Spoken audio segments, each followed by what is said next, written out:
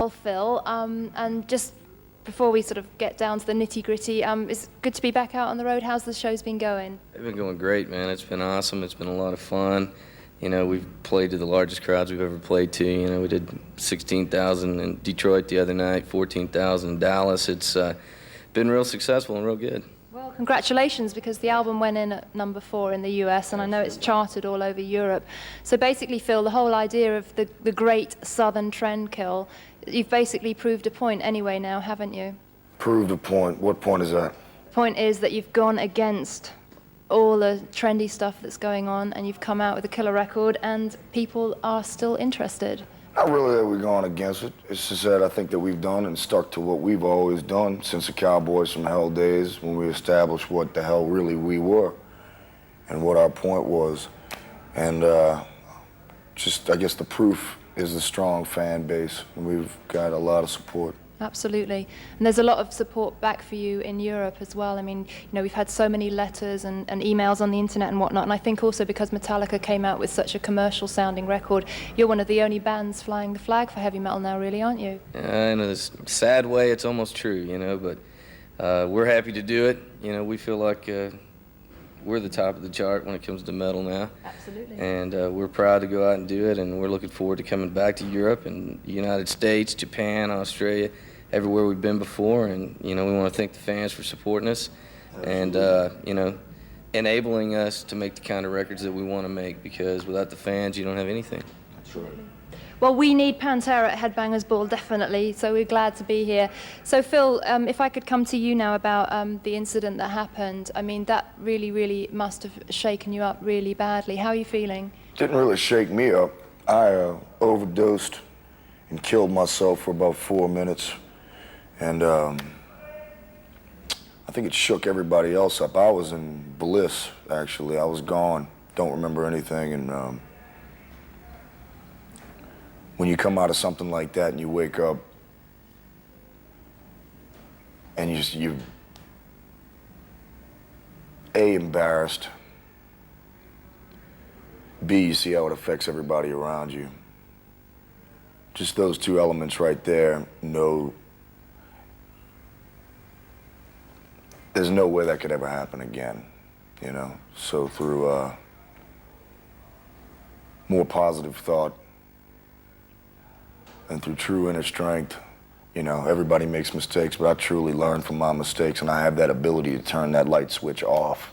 And I'm going to keep that particular light switch off in my life forever. Good, I'm very pleased to hear that. Yeah. And you said in your statement that it made you realize what you really valued in your life. It's very true, very true. I used to wake up and dread the day, you know? Wake up, every time I go to bed, I'd just be like, ugh, I can't really face tomorrow. And really, it was not me speaking, it was depressants, so to speak. So, you know, it's basically common sense. It's tough at the time when you're going through something like that. It's tough to see the big picture, but it's pretty easy.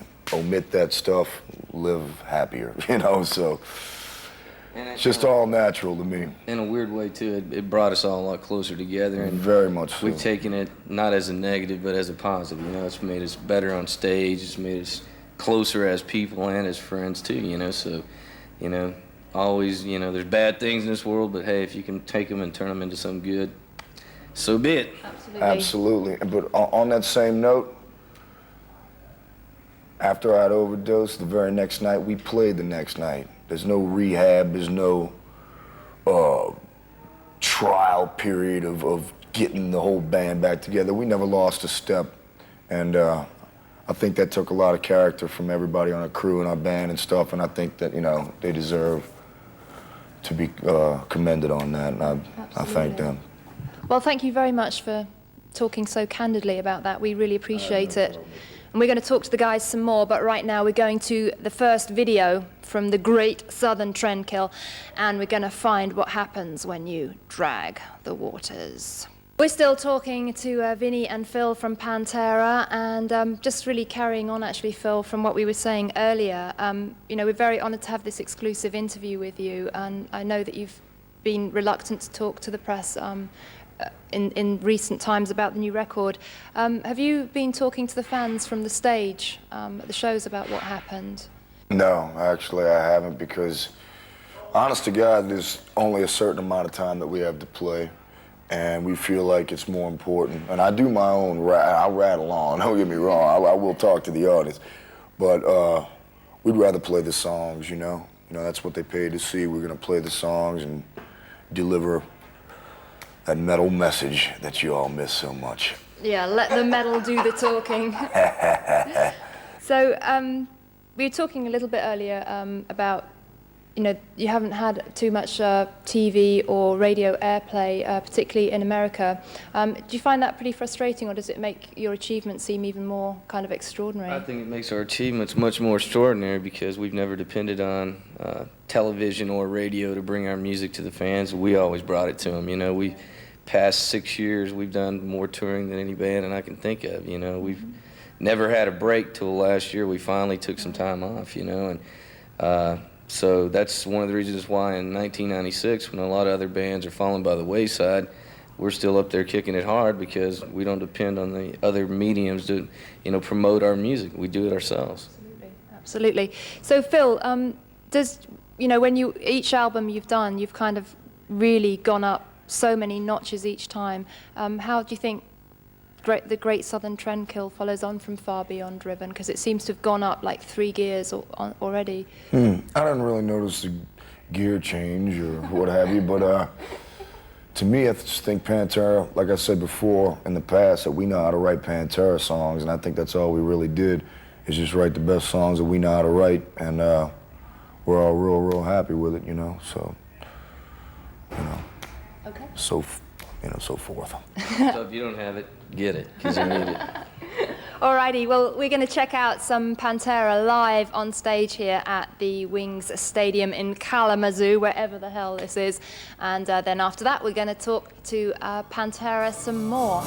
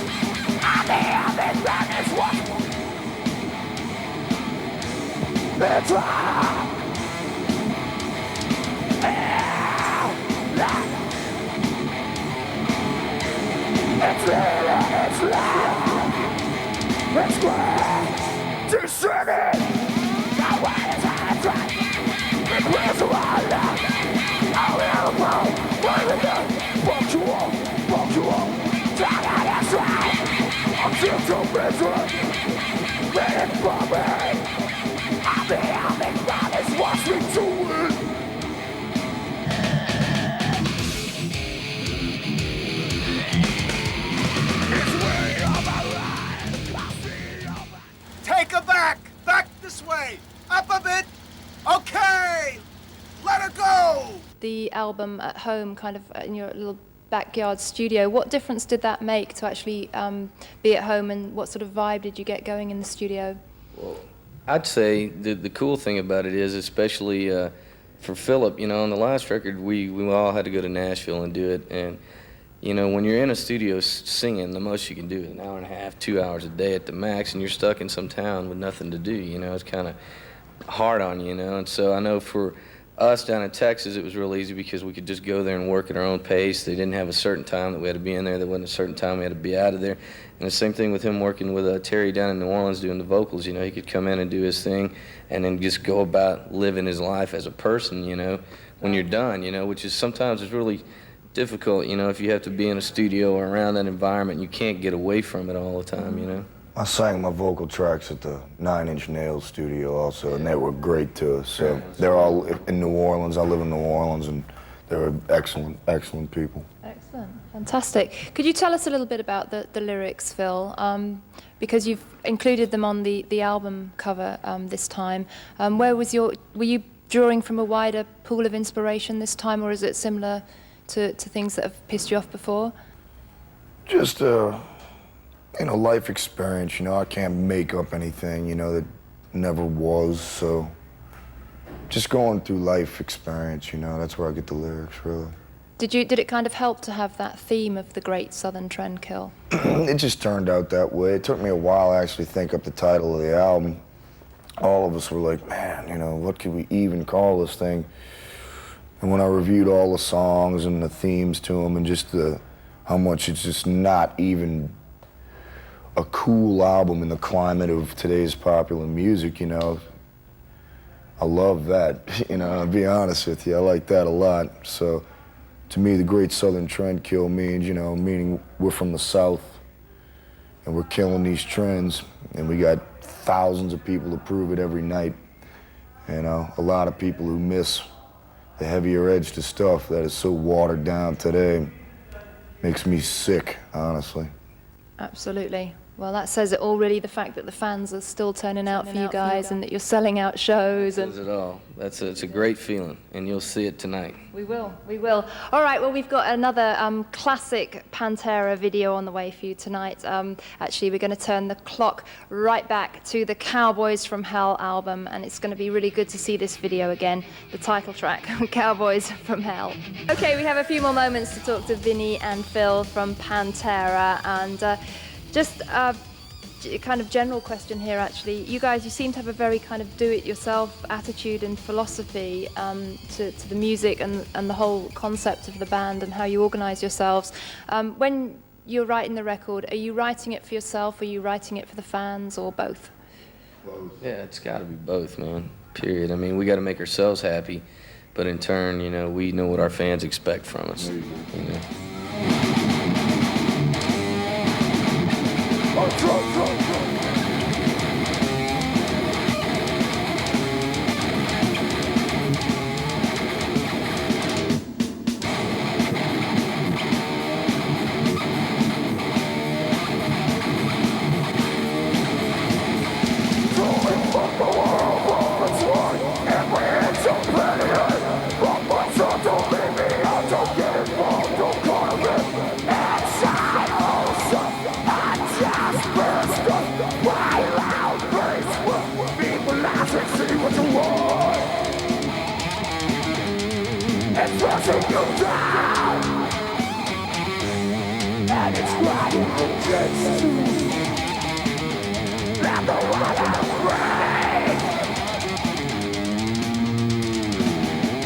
Every fucking second of pathetic video pisses on me and judges right there.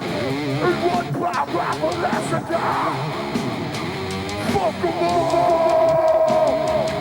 It takes a while for the new songs, for the fans to really get them, you know. It takes them a while because they're still familiar with the old stuff. And talking of future tours, of course, we'd like to know when Pantera is going to come to Europe. Have you got any kind of dates coming up? Nothing firm, you know. Originally, we were scheduled to go over there in November, and it still may happen, but if not, we promise you guys we'll be over there early next year sometime. Excellent. Well, have you got any message for the fans in Europe that you'd like to say? Now's your chance. Absolutely. Don't listen to all these ass-kissing people that try and make us out to be something that we're not in the press. In Kerrang! Magazine especially, I feel like you went behind our backs. You didn't come to me one time when they were sitting there calling me a racist, when they were calling me all these filthy goddamn names. You didn't come to me one time, and you went behind my back and you asked all these other rock and rollers what they thought about what I said. But do they really know what I said? Hell no. You weren't there. And on another note, on a more positive note, I'll say this. We ain't taking shit off of nobody. And we'll come to kick ass every time, every night. And I don't care about nothing but our fans, our people, our crowd, and that's all walks of life. We ain't playing for no select crowd as far as color and all that shit goes. Anybody comes to our shows. Anybody's a Pantera fan. And we are the kings. Thank you very much. Well, what a great way to finish the show. I don't think you can say better than that. Thank you both very much. Thank you guys for being metal still, yeah, man. America sold out. Playing our videos and cool videos, you know. Absolutely. You can't get it here anymore. Immortal, It's over, Morbid Angel. Absolutely. Well, Pantera has always been an important part of Headbangers Ball and will continue to be so. And it's been very great pleasure to talk to both of you, and thank you very much for granting us this interview. Also, especially to Phil, very much appreciate it. And that's just about it for tonight's show. So we're going to sign off. Really, so you can see exactly what Phil has been just said to us, and that is about the Pantera live, kicking it, and we're going to show you some more live performance. We're closing out here with Pantera live on stage at Wings Stadium in Kalamazoo, and we'll see you guys on tour, hopefully In Europe soon. In Europe very soon. All right, cheers, dudes. Stay Thanks metal, very Europe. much. Fantastic. See you next time. Signing off from Kalamazoo on the Pantera tour with Pantera Live. See ya.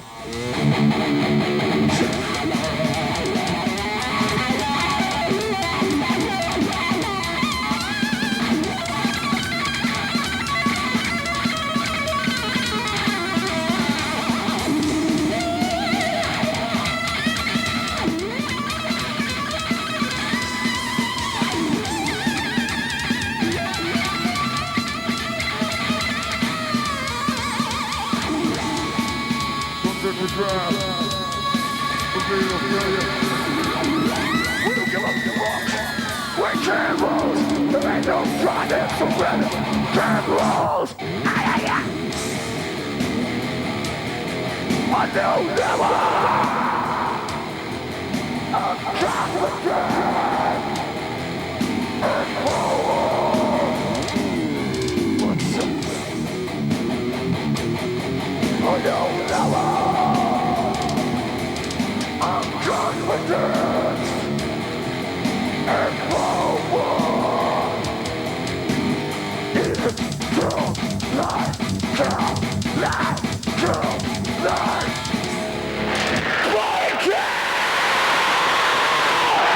It's fucking great!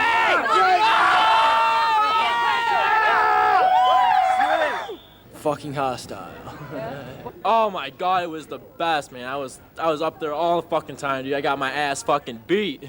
Kicked ass, man. You should have been here.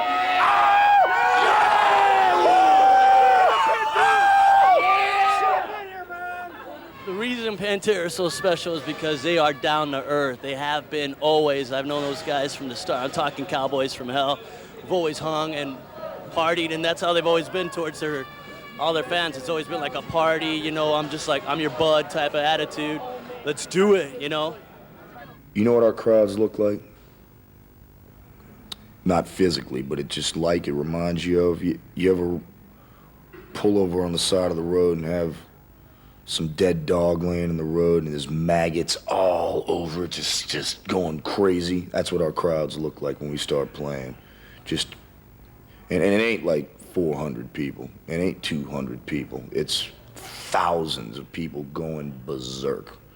So that night, just that in general, keeps you driven. And I haven't seen such enthusiasm in years, and I love it. I love every second of it.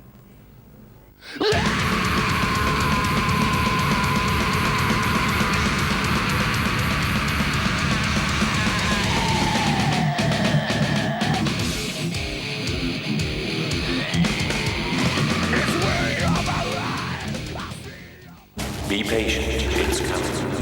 But first,